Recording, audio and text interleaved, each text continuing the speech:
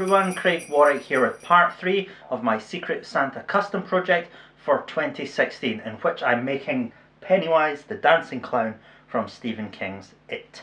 In the previous episode I told you a bit about the character. I did my research into the movie and into the book, and I got a good idea of what the character looks like. I then came up with some ideas about how the figure might work. I did some sketches of ideas I have, and in this video I'm going to be looking at how I can actually bring that all together and start on the road to actually making this figure. Now, I prefer to usually just sculpt a character when I make a custom figure. However, the bodysuit that Pennywise wears doesn't lend itself to sculpting very well. It's very voluminous and will really impede articulation if I sculpt all that. So with this figure I'm going to have to use some mixed media. I'm going to look into using cloth to do that bodysuit, but for the arms I think I'm going to be sculpting that along with the head and probably the waistcoat as well. But before I went fully down that road, I did want to go and look at other figures that wear these kind of jumpsuit kind of things. So I did head into Forbidden Planet in Edinburgh and I had a look at some of the NECA figures they have there, especially the aliens figures. They tend to wear these big space suits or these jumpsuits, and I wanted to just double check, because I don't own any of these figures, how that articulation works. So I was just looking at them in the box, seeing how it works, and I'm like, it's not as voluminous as what Pennywise actually wears, so I'll just go back to my original idea of keeping with the fabric costume. Pennywise's suit in the book is described as being silk, as a clown's probably would be, so what I did was just go take a walk around a fabric store. It's really not my kind of area. I don't know what I'm looking for. I don't know what the potential is as far as fabric is concerned. And it's a little bit, I never like to go into those places where you don't know if they're going to start a conversation with you, if you're going to totally embarrass yourself. Like, I only want enough fabric for a little action figure, but these are for dressmaking, wedding dresses and that. You don't know if you're going to ask a question of the person and you're just going to like dig a grave for yourself. They're going to ask you, how many heptafloops of this fabric do you need? What kind of thread count are you looking for? I'm like, it's for a toy clown. I don't know. So yeah, I'm a bit like that going in there, but they turned out to be really helpful, and I got some pieces of fabric. Not ideal, but I'll explain that to you in a little while. I've also got some of the base bodies down here on my workbench. I'll bring you in for a closer look at that.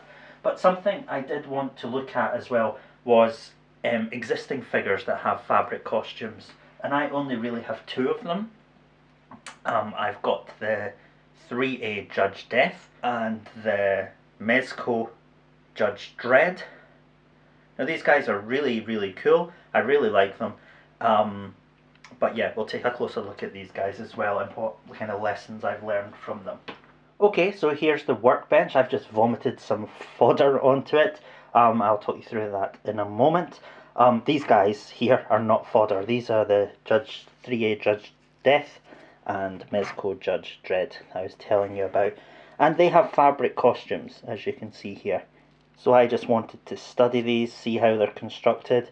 And one of the things that I noticed with, just by owning these figures is that you're never too sure of what the articulation is actually like under there.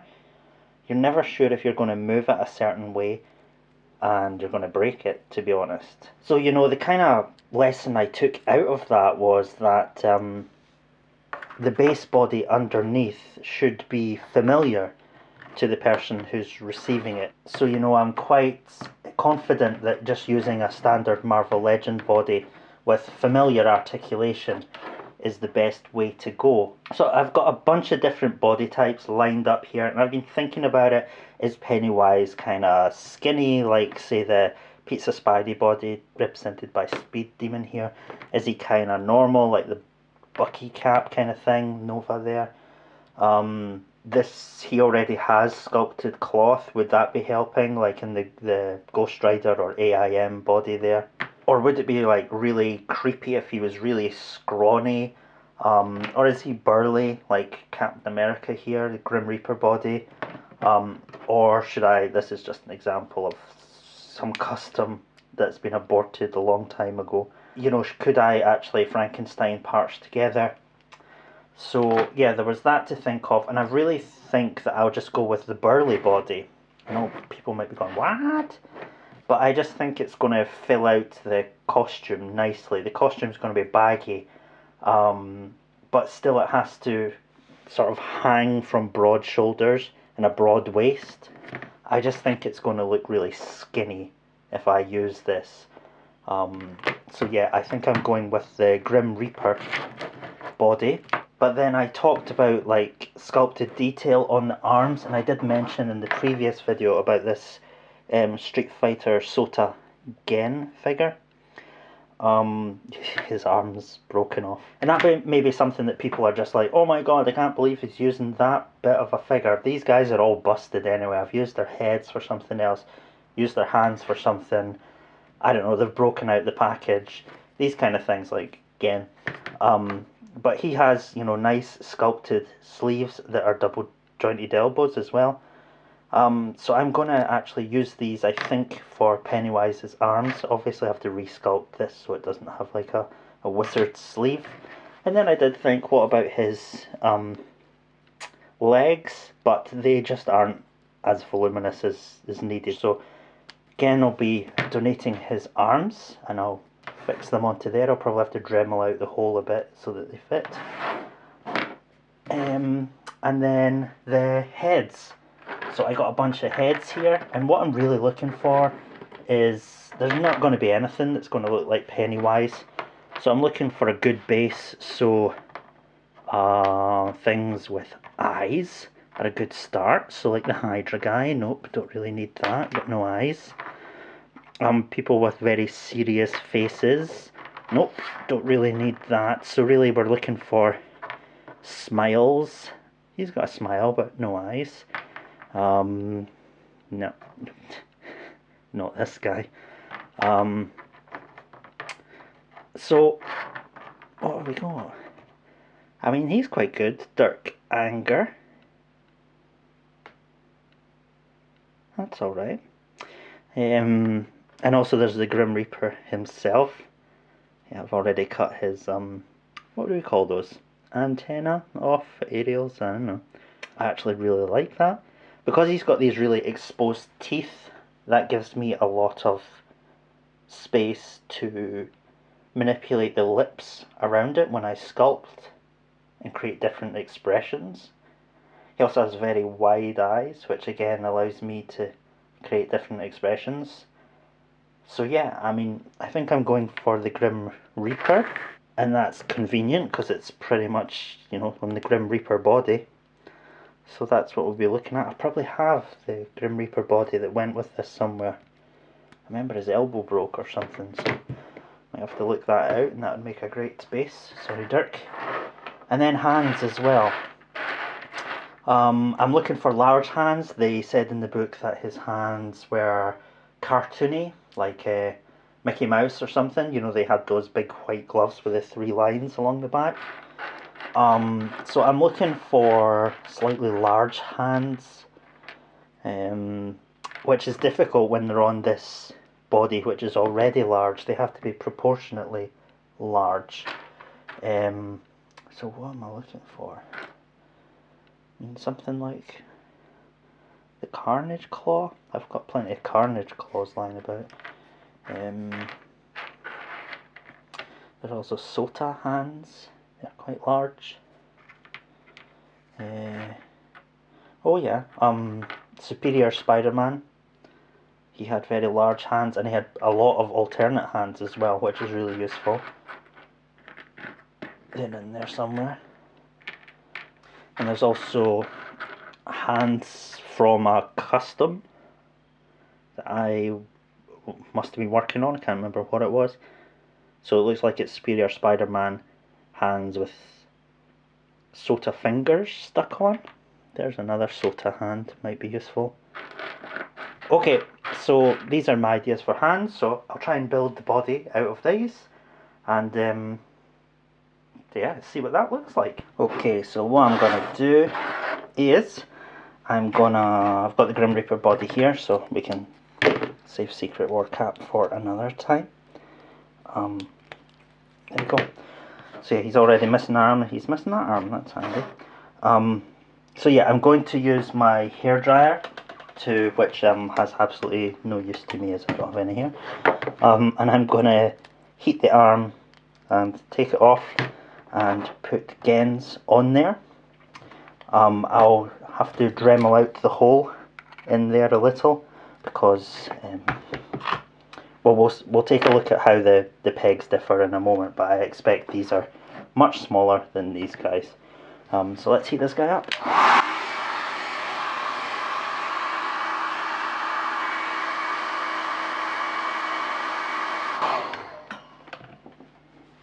So I left the heat on there for about, what, 30, 40 seconds. Oh, there we go. Pops right off.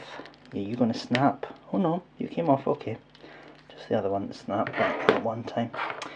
So here we've got the, yep. You can see that the peg on Gen is much smaller than the peg on, what's his name? Grim Reaper. So what I'm going to do is Dremel out the hole in Gen's arm. Just quickly. It's often difficult because you never know quite how much to do it until you try to heat it and pop it back on. I always do it a little bit more because even though it pops on, it can still be quite tight and actually twist off that. So make it a little bit bigger, not too much. It's one of these things you learn through experience. I don't know how to describe it. Here we go.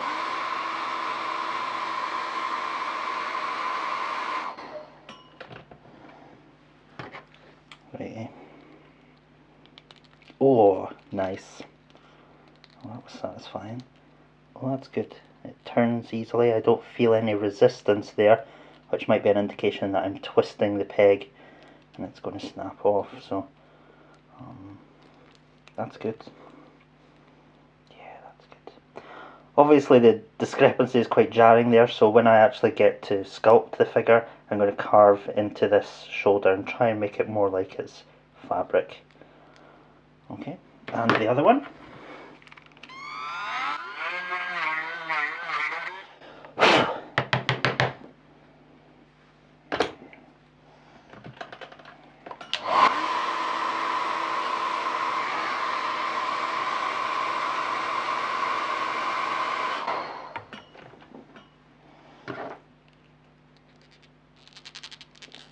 Oh, that's a lot tighter. Need to make it a bit bigger, I think.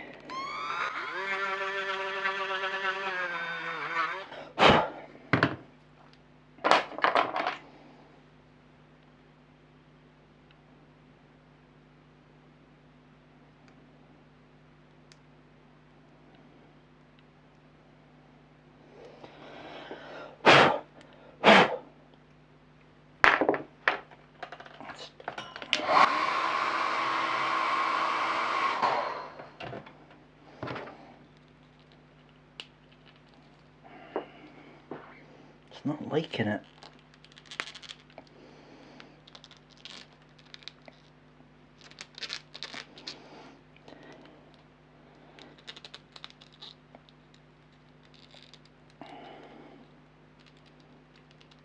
Yep, I think that's okay. Now I'm going to take these off again later and, you know, work down some of the joints for joint rub, all that usual stuff. Remove some of the plastic around the joints so it doesn't rub so much. Rub off any paint job I might do. And again, to sculpt those. But, you know what?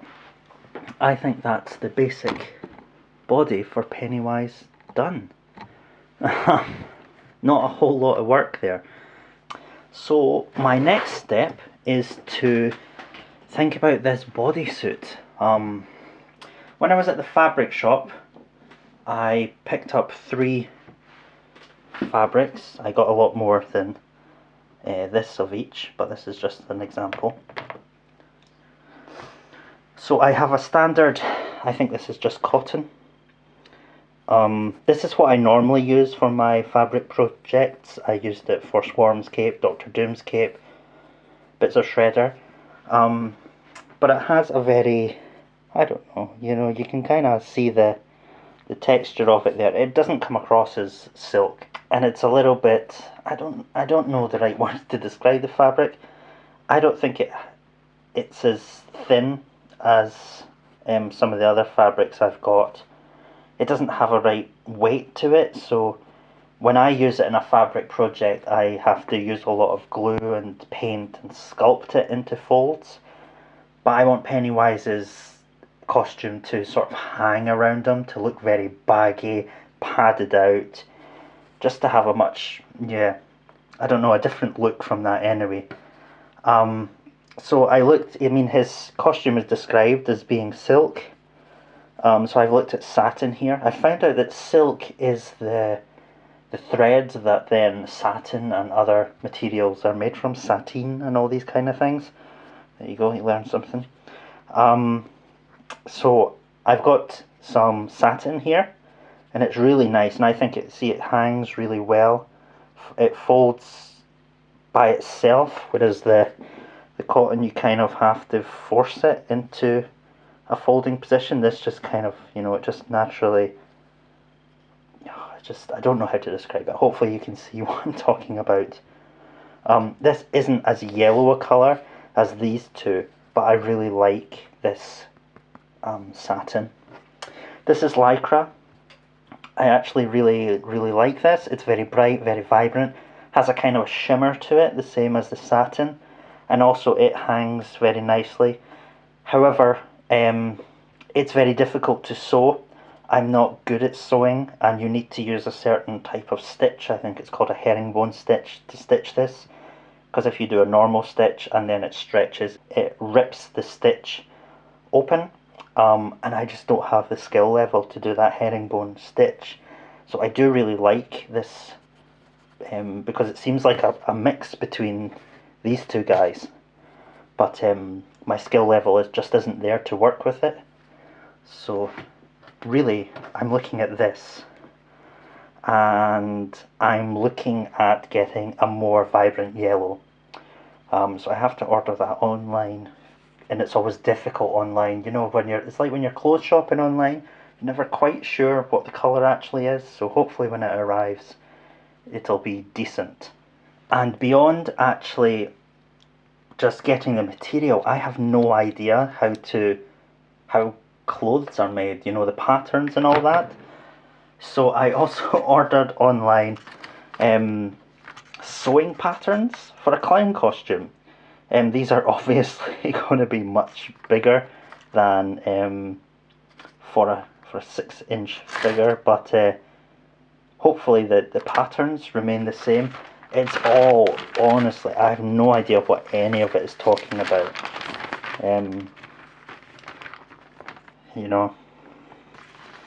Cutting double thickness, what is all this? And then it came with all these actual, patterns that you're supposed to draw onto the material and cut round. And they're all obviously, actual human size. So, hold on, let me move my camera. I'll show you what I've got going on. Oh, knocking everything over. So, you see on the wall there, I've actually pinned up on the wall one of the patterns. That's for the jumpsuit, so it's like the half of the front from the neck down to the leg, and on the other side of it there's also a back, so I have to make a front back right side and a front back left side. And what I did was I measured all that with my measuring tape, and then because I'm working in a 1/12 scale, divided all those measurements by 12 and came up with that. A lot of work just to work that out, right? Still, these things were cheap. I don't know why these things aren't online. It's like, I don't want to say sewers, is that the right? People who are into sewing are keeping some massive secrets from each other they don't want to share their patterns. Like, I thought I could just download a PDF of this somewhere. No, I have to order it. It looks like it's from 1982. What is it? McCall's 13. Anyway, and all this, I mean, what? I have no idea what I'm doing. Anyway, at the end of all that, I came out with this. And I'm just gonna, when I get the proper fabric, just going to trace these shapes onto that, cut them out and sew them together. Oh, I hope it works out okay. I'm sure it will. Boy oh boy. But anyway, until the fabric arrives I can't do anything with this, so I'll just focus on what I can do. So I'm going to try and sculpt the head and the arms, and I also found a photo of Pennywise's feet. I searched through the movie, there's a part where he steps out from behind someone else and you get a shot of his feet. He has very plain shoes, so luckily I can just use these and add a little bit of shoe detail, and that should be it really. I'll have to find a way that I can do the waistcoat over the top of the actual fabric jumpsuit. I want the waistcoat to be sculpted. I don't want to go overboard with fabric, and I want the pom-poms to be sculpted as well. I only want things that absolutely have to be fabric. I don't want to go too far down that road. So yeah, anyway, let's get on with the sculpting, the stuff I know how to do.